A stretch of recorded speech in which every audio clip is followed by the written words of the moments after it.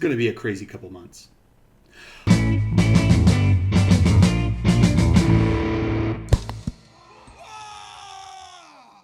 Welcome, ladies and gentlemen, to another Glacial Geek Deep Thoughts Thing Coach with me, Phil the Glacial Geek. Today, I am going to be working on priming up some of my my warband that I've decided to do for Shadespire. These are the chosen axes. They're the dwarven dudes, the fire axes, the fire slayers. I think they're called fire slayers in AOS. In Shadespire, this is the warband that they come with, called the chosen axes. They're the ones I chose because I decided that I'm going to teach myself how to get good in Shadespire this summer, because I signed up for the Shadespire tournament at Nova Open. So I'm going to be doing the 40k GT, and then I'm going to hopefully also do the Shadespire tournament, which would be pretty awesome. Because it was, when I was signing up, I saw that it was available, the timing worked out, and I think it was like an additional $10 or something. So I was like, all right, sounds good, sign me up. So I signed up for that, and then decided to do these guys because, I mean, you can't go wrong with a bunch of dudes with long red beards, you know, in my opinion. So that's what I'm going to be doing, priming them up. It's almost a shame to prime up because they come in this super sweet looking orange plastic, which is awesome for getting people to just get into it who aren't really into the hobby, who just want to start with a board game. I'm actually trying to get some of my friends to get into, that are big board game fans, but haven't gotten into miniature wargaming. I feel like this would be a good way, a good entry gate for that. So if you can play, they're all different all the warbands are different colors, so you don't even have to paint them right off the bat, which is awesome. But I am priming them up because I'm going to be painting them. So goodbye orange plastic. We'll just go with prime for now. So that's what I'm going to be doing hobby-wise. Speaking-wise, it's a topic that I think every single wargamer faces whenever they're playing, and they keep playing and wanting to do better. The fact is that we're all trying to get good at 40k. Some of us are better than others, and there are a lot of things that you can do to get good. You can really crack out the math hammer. You can really take the time to understand your rules. So reading the book over and over again, just learning tactics by talking to other people, trying it out yourself. Any of those things are all the ways to get better. Understanding your opponent's codexes so that you're not surprised in the middle of the battle by something that they can do. You know it's coming, so even if you don't want it to come, you at least know it's coming, so you're mentally prepared to kind of handle the aftermath of whatever it is. So whether it's the Catan powers or a bunch of Dark Reapers shooting you at 3+, regardless of whatever kind of negatives that you've managed to put on yourself. All of those things are things that you can learn to try to get better before the game. So before the game, when you're sitting at home on the computer, when you're sitting at home with your codex, all of those things are built up. And most people understand that that's what you need to do to get better at this game, is put in the time and effort to make that kind of thing happen. But there's a major aspect of getting better at this game that a lot of people have a lot of trouble doing, and myself included. It's understanding and identifying the mistakes that you consistently make during the game. Because during the game, our brains are preoccupied with trying to synthesize everything that's going on. So you're playing the game. So you're trying to remember the toughness and the strength of all of your models. You're trying to remember the special rules, the special abilities, what psychic powers should you use, trying to analyze what your opponent's doing, trying to remember what your opponent's models can do, trying to respond to what your opponent is doing, making all of these tactical decisions on the fly as you're playing, trying to stick to whatever strategy that you had built up for your force, and at the same time also understanding that maybe you aren't able to or trying on the fly to come up with a new strategy when yours suddenly gets blown off the board first turn. All of these are going on, and it becomes very hard to then pay attention to the kind of to what it is that you actually are doing, because we never make a decision, we never decide to do anything with our forces that we think is a legitimately poor decision. We always think that everything we do is the right decision, is the best decision. When we charge our when we charge our lieutenants into into shield captains, we do it thinking, all right, well, he's going to be able to get off those last 2 wounds. Maybe he doesn't always, but when we do it, we make that decision to do it with the best of intentions, with thinking that we are doing the right decision, making the best decision for us and our army to do well long term. And the reality is that a lot of those decisions that we make aren't the best decisions, and they end up costing us the game, or they end up costing us points. Whatever it might be, you might still be able to pull out a victory even with some of these mistakes. But the fact is that the best players do the best because their decisions are the best. So everything that they choose to do, every kind of strategic play that they make is designed to be the best decision. It's designed to, they do it knowing that out of all the other decisions that they could have made with this, that was the best decision. But a lot of us have certain things that we are susceptible to doing that are consistently bad calls, but we keep doing them because in our brains, they're the right calls. So, for me, for instance, in the beginning of when I first started playing 40K and first started playing into competitive situations, or not even competitive situations, any kind of situations, I was very kill hungry. So I was very much bloodthirsty, looking to get the kills, going out there to try to slaughter my opponent, and that's not how you win games of 40K. The way you win the games of 40K is playing to the objectives, playing against your opponent, and getting the most points. And if you get the most points, you're going to win consistently. And I've gotten much better. I first started out, I would go 1-2 at tournaments, and now I'm consistently at least doing 2-1, which is, that's twice as many wins on average than I was getting previously.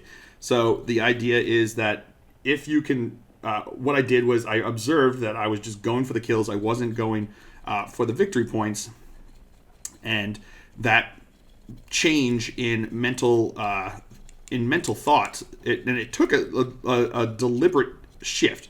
I had to force myself to think about that more.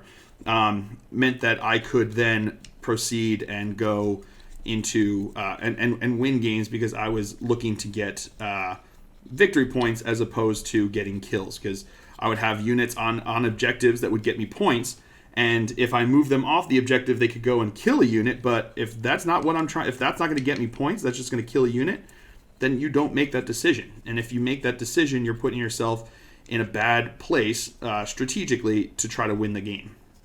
So learning that made my game increase way better, but like I said, it's very difficult to do this in game because you have to be conscious of observing the results and synthesizing the results of every one of your decisions that you make. And with doing so, you then have to try to take the time to try to see if you can observe any kind of pattern that develops with these poor choices that end up doing poorly for you as a player during a game. The reason this is a hot topic for me is this last weekend I went to a tournament up in DeLonghi, Georgia, and it was at Vendetta Games. It was a fantastic time. Had a great time. The people there were super nice, super cool place with some great scenery. Really highly recommend it if you're anywhere down here in the southeast and within driving range of them, of Vendetta Games. Look it up. They're really, really awesome people, and they put on tournaments, I think, pretty consistently. Once a month, I think they're looking to do. But regardless, I went to the tournament, and I ended up going 1-1-1. So I had a tie, I had a victory, and I had a loss.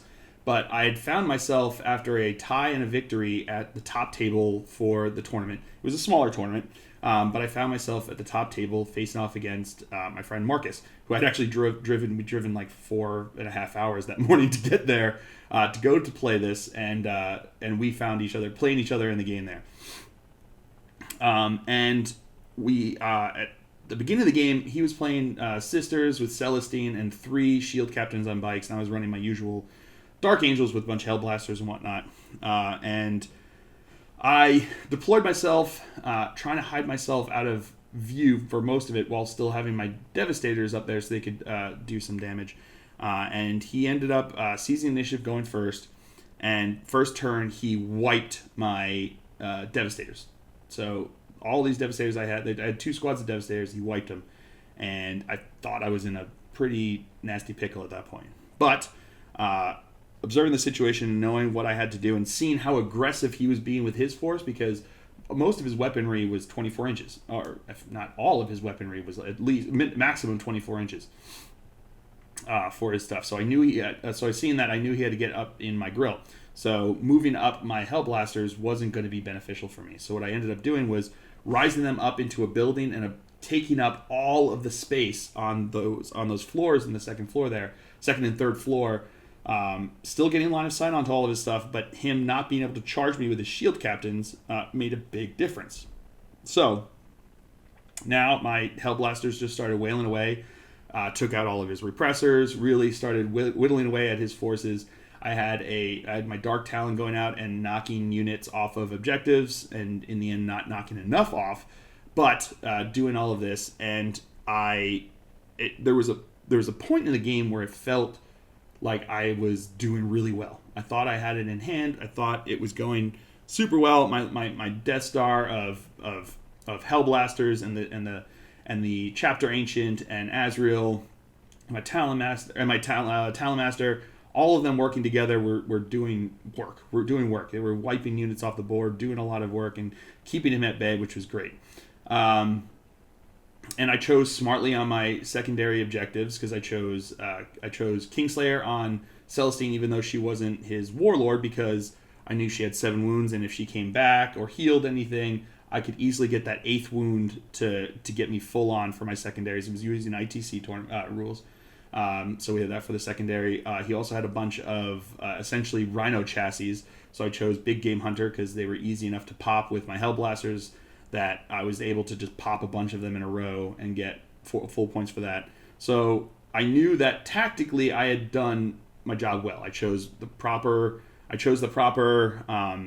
secondaries. I had put myself into a strategic position, knowing what his army had to do to get at me, so that he couldn't fully utilize his force as he wanted to. And I started just fighting back and doing real well and holding off, because his list was super strong. He was 2-0 at that point, and I was 1-1. I had a tie that we'll get back to in a second. And it was going really well. I thought it was going well for me. And then I made the decision that, looking back on it after the game, I realized is a weakness in my game, essentially, very, very essentially to my game, a weakness in this game. I charged Azrael into his shield captain, which was his warlord, to try to take him down, because I thought Azrael's sword would be great at this, doing D3 damage. All I needed was 2 great rolls and he'd be dead. 3 great rolls and he'd be dead. So I charged him in, and I did no wounds. Did no wounds on him. Because he had a 3-up invul save, and then he had a 5-up feel no pain after that, and it was, in retrospect, a fool's errand. What I should have done is I should have kept him at bay and just shot into him with all of my Hellblasters over and over again, and just falling back, shooting again, over and over again, until he finally failed some 3-up saves and took some damage and died. That's what I should have done. But I didn't. I charged in with Azrael because I thought, I've got this beat stick with a sword that could do awesome stuff. Let me charge him in. I also charged into my Talon Master into another shield captain and didn't kill him either. And understanding those situations and seeing what happened, it became evident to me that in my gameplay, if I see a charge that I can make that's tempting, I take it. And I need to stop doing that, because otherwise it puts me in these positions where I'm not at the advantage. The advantage of my list is shooting you to death. It's not getting into close combat. If I am in close combat, I'm in over my head, and I should have just stood back and shot you. And his shield captain kills Azrael, so suddenly now all of my Hellblasters lose their reroll, they lose their 4+ invul save, and my army just kind of fell apart after that decision to charge in Azrael. My opponent played it perfectly. He kept the game where it had to be up until that point, and then played it perfectly afterwards, just wailing into me and taking me out. So the reality is he outplayed me, and I understood that I made a poor tactical decision by charging Azrael into that shield captain that hurt me and put my game at a disadvantage because of it. And the reason this became super illuminated to me was that my first game I played against a whole bunch of custodes, and I had managed to rip apart a lot of his custodes and take a lot of them away. I made one decision where I thought I had hidden my Talonmaster, but it wasn't quite hidden. He was able to pull it back and find a way to get some line of sight on him with his Land Raider with las cannons and just wail into him. And yeah, that's the reality of the game, is that he was able to outplay me with that one. And those are decisions that happen. That's the way the game plays out, that certain things, if you lose, your opponent outplayed you and did better than you. And that's just what happens. But at the end of the game, he had his Warlord shield captain with 2 wounds left. And he was in my end zone. He had old school, so he was going to get line breaker. But I made a rash decision with 2 wounds left that I would charge in my lieutenant with a power sword. Just a Primaris lieutenant with a power sword. Charged him into his shield captain, hoping. And that's where it became obvious to me, is that I make a lot of these charges hoping for a result that in reality I know I'm outmatched. And so I charged him in, didn't kill off those 2 wounds, didn't do any wounds to him, and then he turned around, slaughtered him in one go, and got himself... That kill got him enough to get 1 more point for Death by 1,000 Cuts. It got him another point because of Headhunter, and it got him... kept his guy, was still alive there for Linebreaker, and we ended up tying. So again, because I got bloodthirsty, didn't really look at the score, knowing, like, if he had gotten Linebreaker, he still wouldn't have won. He won with that because I gave him that extra kill, and it was a poor tactical decision on my part. And my opponent had played it very well. He had lost a lot of guys and had been kind of trudging along, getting as many secondaries as he could, and played very well to put him in a position where that made a difference. And he beat me, didn't beat me. He tied me. He did enough to tie me, but I would have been better served not having charged in that lieutenant. And that's seeing those 2 situations very obviously put into my face of the result of those charges made me realize that I've done this consistently at a lot of tournaments, that I make these charges hoping for a result that in reality I know I'm not going to be getting, and it puts my game at a disadvantage, it puts me at a disadvantage, and often loses me games. So I recognize that, and turning it around, now I can go forward into other tournament situations or other games and not make those decisions. I might still make them for battle rewards because it's hilarious if it happens. But for tournament situations, I won't necessarily make those decisions. I'll try to keep myself reined in because I can go into it going, don't make those charges. Don't make those reaches. Don't do that thing that's going to hurt you. And I can make sure that I'm aware of it going into it. Because when I charged in Azrael, when I charged in that lieutenant, I thought I was doing the right decision. I was like, I've got to get off those 2 points. I've got to kill that shield captain. These guys can do it. Technically, they could. But they didn't. And if I had thought about it, they probably shouldn't. And that's the issue. If they shouldn't have done it, then I'm just hoping for something that they're not really going to be able to do. And I put myself at a disadvantage by trying to do it. So, there's certain points if you're behind. Like, for instance, if I was behind and I needed to kill his warlord, to slay the warlord to get me that win, then yes, then you make those brave, bold decisions to try to get yourself the win. But if you're in the lead and doing so is going to put you at a disadvantage, just hold back. Keep yourself reined in. Understand that, after this turn it's over. If he's not dead, if I don't die, I'm going to win, and just be happy with that result. So that's what you learned. And it's tough because looking back on it now, I think I've done this many times during games and put myself at a disadvantage because I've created a list that's very strong at shooting people off the board. That's what I like to do. I also have the strategic mobility to be able to take objectives and do better that way. My list is good. It's strong. It's what I want it to be able to do.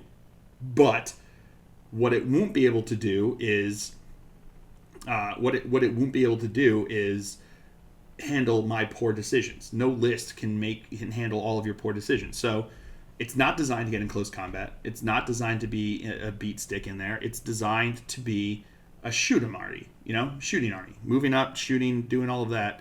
And that's what I need to focus on my army doing best. And as long as I keep all of my buffing HQs out of combat, I'll probably do better. It's consistently happened. At LVO, I charged Azrael into two Bulgren. Shouldn't have done it. They killed him easily. I've done it before at Barnyard Bash where I was charging Azrael into Riptides and stuff, and it's like, yeah, he can do it, but he should be staying back and not doing it. Is what it comes down to. And those decisions put me at a disadvantage. And if you're in a tight competitive situation, those disadvantages add up and can lose you the game. So if you're not making those decisions, you're putting yourself in a stronger position to do well and win. So this is where it becomes hard because, like I said, I've been doing this for a long time, and I've been making these same mistakes for a long time, and it only just occurred to me this weekend. And being aware of what you're doing and the actual results of what you're doing is a lot more difficult than you might think. You might be able to think, oh, I'll look back on what happens, but most of the time you're going to look back and go, I made all the decisions I should have, because in your mind, they were the right decision when you made them, because otherwise you wouldn't have made them if you thought they were the wrong decision.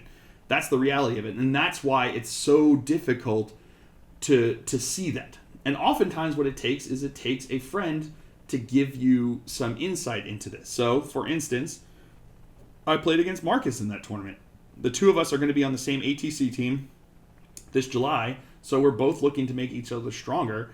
And I was talking to him on the ride back about that game, because it ended up being by 5 points that he won, which in ITC points was like 25-20 or something like that. It was real close, really really close game, but he won it. And I was asking him, what could I have done differently? And he was like, you shouldn't have charged Azrael.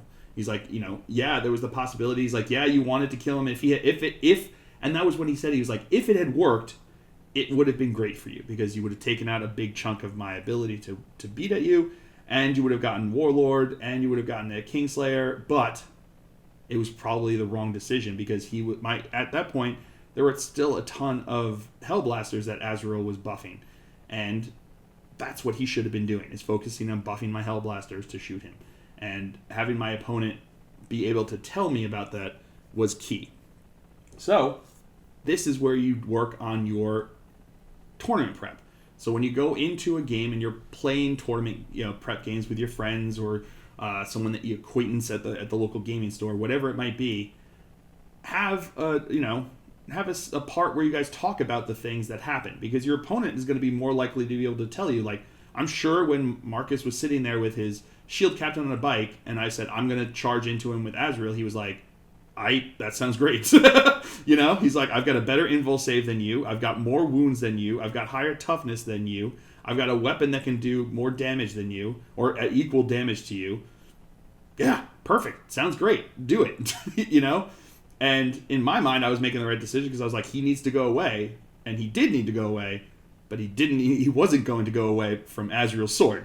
So having my opponent be able to be a friend of mine and be able to tell me that was helpful. And then once he pointed that out, I could go back and look at all the other things that happened and realize the mistakes that I had made there as well.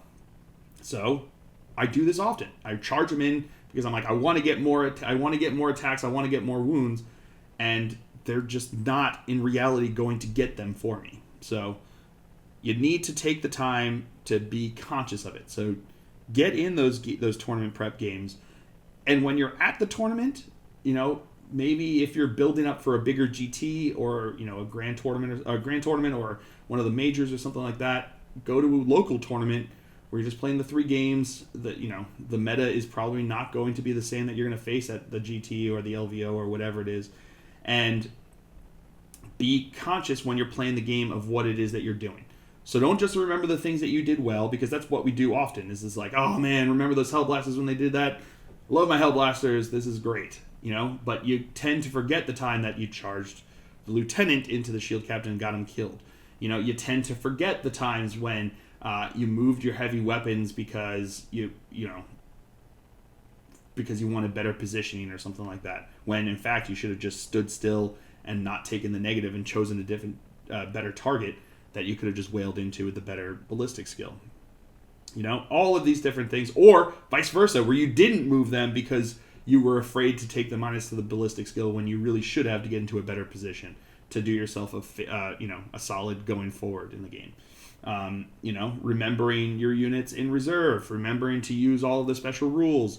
All of these things take work, and they take a conscious, considered approach to each of your games to recognize. And then once you start to see the mistakes that had a detriment to, and everything that didn't quite work out for you, it's very easy to blame the dice. Yeah, if I had rolled all 6s for Azrael, I could have been, the hero of the day with that charge. But at that point, me not getting all 6s isn't the dice's fault. That's my fault for making the poor tactical decision. And you need to take the time to understand that you don't win. If you lose, it's not because of the dice. You lost because of being outplayed. And that's what happened to me there, is that the dice didn't lose it for me. I got outplayed.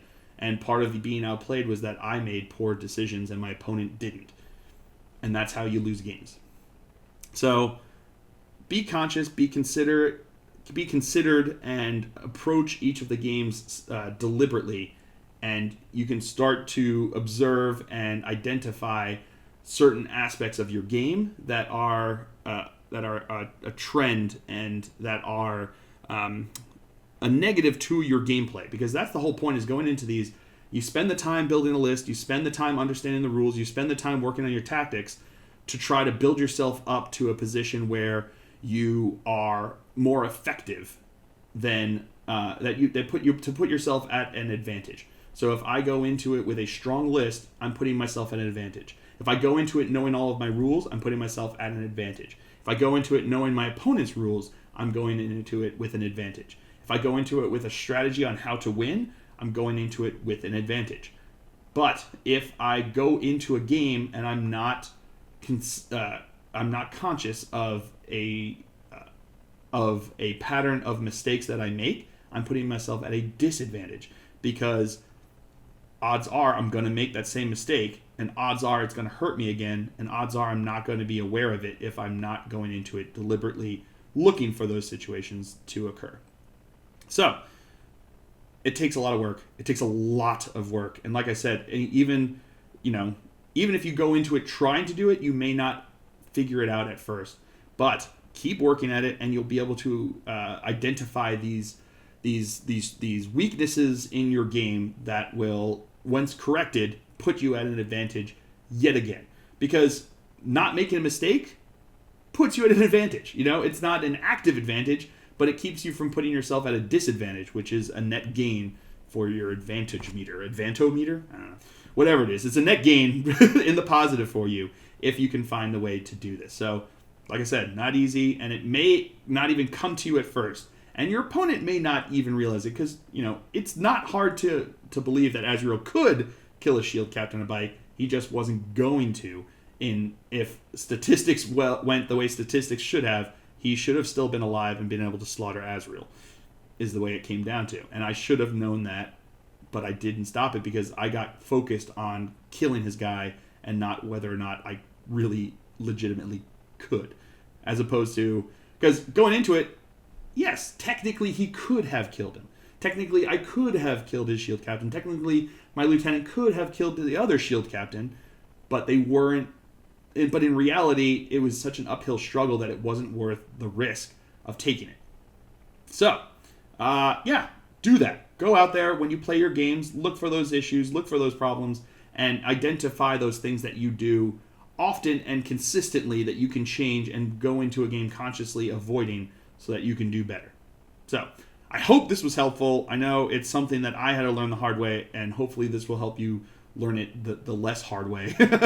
And I hope that you guys can improve your game and just keep getting good. That's the reality of what it is that you have to try to keep doing. So, I hope you guys have all enjoyed this. I certainly have. I have been Phil the Glacial Geek as always. And until next time, have fun.